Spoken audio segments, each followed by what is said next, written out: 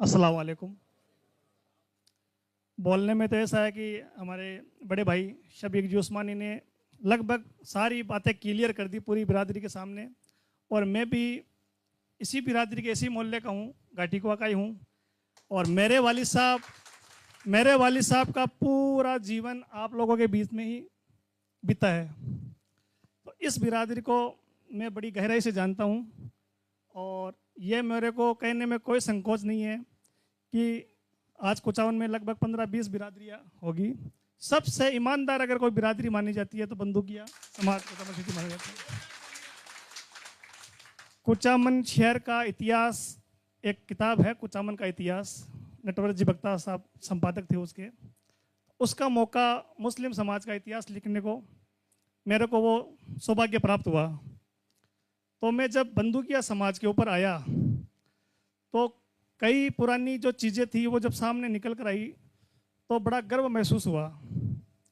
आज ये वो कौम थी जो रजवाड़ों, राजाओं, महाराजाओं के सबसे खास थी। राजाओं ने इस कौम को अपने पास में बसाया और राजाओं ने यहाँ तक भी कहा कि आपको जितनी जगह चाहिए, जितनी ज़मीनें चाहिए, जायदाद, जहाँ तक आपकी नज़र जा रही है कुचामन में वो ज़मीनें आपकी है। लेकिन इस समाज ने उन सब ज़मीनों को ठुकरा दिया, बोला महाराज आपके चरणों में रहना है। ये वो कौम है। रही बात एजुकेशन की, तो मैं पिछले 5-7 साल से जो एनालिसिस कर रहा हूँ, इस कौम में थोड़ी बेदारी आई है एजुकेशन को लेके। अभी थोड़े टाइम पहले ही इस बिरादरी की बच्ची ने टॉप किया था पूरा कुचामन। या तो ये बच्चे पढ़ नहीं रहे हैं और पढ़ रहे हैं तो टॉप कर रहे हैं।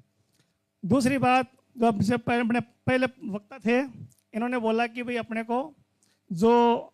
को इस बिरादरी को अनपढ़ इंजीनियर कहते हैं। तो हम अनपढ़ इंजीनियर क्यों कहें? 10th के बाद में ITI होती है। जो बच्चे हैं इस लाइन में हैं उनको ITI करवाओ, बिजनेस करवाओ। तो थोड़ा सा और बेदारी लाने की इसको ज़रूरत है। और अभी जो युवा टीम है बंदूकिया कारीगर समाज की, वो बहुत अच्छा काम कर रही है। मैं उनको कई बार देखता हूँ, सुनता हूँ, तो धीरे धीरे बेदारी आ रही है। और अब आप लोग जो बड़ा ये एक ग्रुप बन के जो काम कर रहे हो, तो इंशाल्लाह आगे बहुत। और मेरे लायक, मैं इसी मोहल्ले का हूँ, इसी घाटीकों को, मेरे लायक कोई भी काम हो तो इंशाल्लाह आधी रात को याद करो।